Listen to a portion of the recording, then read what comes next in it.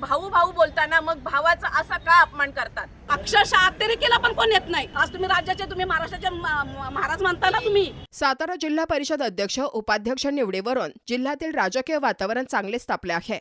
या पार्श्वभूमीवर आज शिवसेना शिंदे गटच्या वतीने जिल्हा प्रशासनाविरोधात भव्य मूक मोर्चा काढण्यात आला. या मोर्चात हजारो महिला शिवसैनिक आणि पदाधिकारी मोठ्या संख्येने सहभागी झाले होते. यावेळी शिवसेना संपर्क प्रमुख तथा महिला नेत्या रेश्मा जगताप यांनी भाजपावर गंभीर आरोप करत थेट मुख्यमंत्री देवेंद्र फडणवीस यांना इशारा दिला. रेश्मा जगताप म्हणाल्या, भाजप हा शिवसेनेचा मोठा भाऊ आहे, पण साताऱ्यातील अध्यक्ष उपाध्यक्ष निवडीत देवाभाऊ तुम्ही शिवसेनेच्या पाठीत खंजीर खुपसला. तुम्ही लाडक्या बहिणीचा अपमान केला. जर खरोखर मोठा भाऊ म्हणून आम्हाला मानत असाल तर त्या दिवशीच्या निवडणुकीला जबाबदार असलेल्या पोलीस अधीक्षकांसह सर्व प्रशासकीय अधिकाऱ्यांना तत्काळ निलंबित करा. दरम्यान या प्रकरणामुळे साताऱ्यातील राजकारण अधिकच ढवळून निघण्याची शक्यता व्यक्त केली जात आहे. सातारा जिल्ह्यामध्ये जे घडलेलं आहे ते कुठे महाराष्ट्रात घडलेलं नाहीये. आज आमच्या देशाचे उपमुख्यमंत्री एकनाथजी शिंदे साहेब यांच्या नेतृत्वाखाली आज हा आम्ही मोर्चा काढलेला आहे. तो मुख मोर्चा आहे. त्याच्यामुळे जे आमच्या मंत्र्यांचं म्हणजेच आदरणीय शंभूराजे देसाई साहेबांचा जो आज जिल्हा परिषद सदस्य ऑफिसमध्ये जे उमेदवार वोटिंगसाठी गेले होते त्यांना आज दारातून पोलीस प्रशासनाने फरफटत नेलेलं आहे. हा कितपर्यंत न्याय याचा आम्ही निषेध करतोय आणि खरोखर हा याचाच आम्हाला न्याय मिळाला पाहिजे. ह्या पोलीस यंत्रणेचा पूर्णपणे हे निषेध करतोय. त्यांचं निलंबन व्हायला पाहिजे आणि ह्या निलंबनासाठी आम्ही आज हा मोर्चा काढलेला आहे. त्याच्यामुळे जे कोणी हे त्याच्यामध्ये प्रशासकामधले जेवढे पोलीस होते ते आज त्यांनी निंदनीय काम केलेलं आहे. आज तुम्ही पोलीस म्हणजे एक महाराष्ट्राच्या संरक्षणासाठी तुम्हाला नेमून दिलेलं असतं. तुम्ही आज जे काही केलेलं आहे ते एकदम गलिच्छ काम केलेलं आहे. तुम्ही कोणाच्या दबावाखाली जातायत आणि कोणाच्या याच्याखाली तुम्ही एवढा दबाव टाकून तुम्ही हे गलिच्छ जे काम केले ते कशासाठी आणि का? जर आमची जीत असताना तुम्ही आम्हाला हार बांधलेलं आहे, त्याच्यात आमची हार नाहीये, जनतेने दाखवून दिलेलं आहे ही आमची जीत आहे. आज आमचे सदस्य सगळे तिथे सामील असताना देखील तुम्ही त्यांना दारातून फरफटत नेलं हे योग्य नाहीये. आज आमच्या शंभूराजे देसाई साहेबांना, ते पालकमंत्री आहेत, कॅबिनेट मंत्री आहेत, त्यांना जर तुम्ही धक्काबुक्की करतायत तर मग सामान्य जनतेने जायचं कोणाकडे आणि काय त्यांना न्याय मिळणार आहे? जर असं पोलीस प्रशासन करत असेल तर त्यांचं निलंबन व्हायलाच पाहिजे. हे निलंबन होण्यासाठी आज आमचा हा मूक मोर्चा आहे. जर त्यांचं निलंबन नाही झालं तर माझी देवाभावांना एकच विनंती आहे का आज तुम्ही गृहमंत्री आहेत, त्यामुळे राज्याचे गृहमंत्री असताना ह्या लाडक्या बहिणींचा तुम्हाला एक संदेश आहे का तुम्ही लाडक्या बहिणींचा हा संदेश पूर्ण कराल आणि तात्काळ त्यांची भरती कराल, हीच आमची अपेक्षा आहे. त्याच्यामुळे आम्ही इथे आज हा छोटा मोर्चा काढलेला आहे. जर आम्हाला न्याय मिळाला नाही तर आम्ही उपोषणालाही बसायला कमी करणार नाहीत. म्हणून हा आमचा निषेध आहे.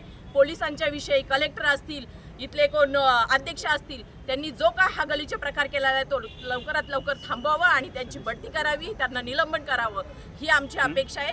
ती देवाभाऊंना आम्ही हात जोडून विनंती करतोय का लाडक्या बहिणी तुम्ही बोलताना मग लाडक्या बहिणींना का तुम्ही असा अपमान करतायत? आज आमचे सदस्य, आमची बळसंख्या होती 33, त्याच्यामध्ये तुमची एक संख्येने तुम्ही हे केलंय पण ते योग्य नाही केलेलं आहे. हा जीत ही आमचीच आहे. शिवसेना राष्ट्रवादी एकत्र असताना तुम्ही भाऊ भाऊ बोलता ना, मग भावाच्या पाठीत काय खंजीर खुपसतात का?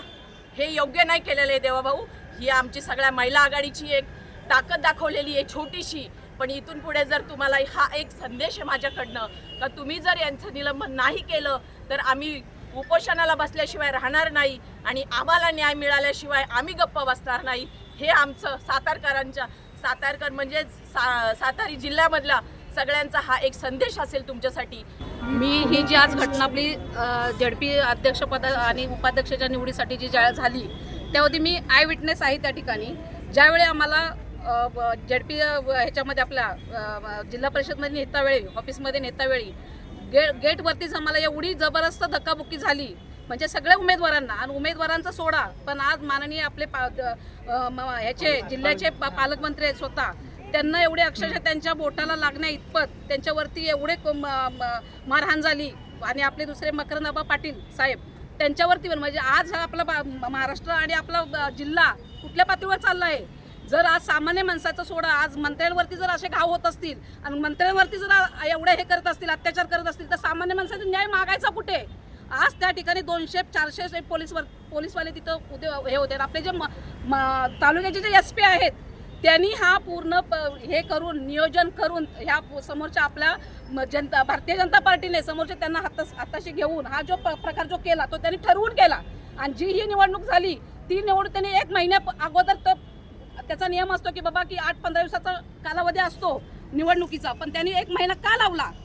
त्याचं कारण हे आहे, आज जनतेसमोर आलेलं आहे त्याचं कारण, आणि मीडियासमोर पण आलेलं आहे कारण की त्यांनी हा जो पूर्ण ठरवून जो कार्यक्रम केला की त्यांना माहिती होतं की आपण युतीत बसत नाही. आज त्यांच्या उमेदवार 27 होते, आपले महायुतीचे उमेदवार 37 होते, आणि 37 मधले त्यांनी मी स्वतः भेटण्यासाठी आमच्या तिथेच बाहेर होतो मी, तिथूनच त्यांनी 4 पळवले, तरी पण आपली सत्ता बसत होती. 33 उमेदवार घेऊन आपली सत्ता एक हाती सत्ता बसत होती, पण ती सत्ता त्यांनी काहीतरी कारण काढून आमच्या आरोपींना ज्याचं अपहरण केलं, खोट्या केसेसमध्ये अपहरण करून त्यांना पहिलं विलंबित करण्याचा प्रयत्न केला.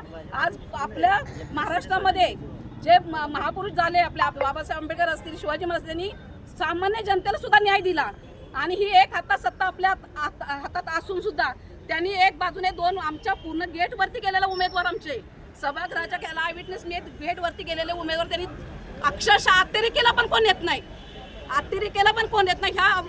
ह्याच्यामध्ये त्यांना फरफड तोडून नेलं, अक्षरशः त्यांचे शर्ट फाडले गेले. हा कुठला न्याय आहे तुमचा? आज तुम्ही राज्याचे, तुम्ही महाराष्ट्राचे महाराज म्हणता ना तुम्ही. मोठा भाऊ म्हणून असं करणं आणि छोटा भाऊ म्हणून असं करणं हे योग्य नाहीये. खरोखर ही निंदनीय आहे. हे जनतेने बघितलंय, महाराष्ट्राने बघितलंय.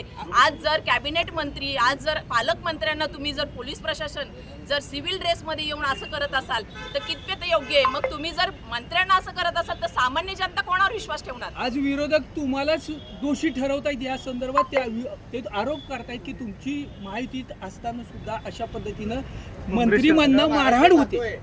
नाही, हे चुकीचं आहे. सगळा महाराष्ट्र बघतोय काय घडलंय, काय झालंय इथे ते. हे सगळं त्यांनीही त्यांच्या दडपशाही खाली केलेलं आहे. पण ही दडपशाही जास्त दिवस चालणार नाही. ही लोकशाही आहे, लोकशाही त्यांना दाखवून देईल. तुम्ही पाहत आहात विस्टा न्यूज मराठी.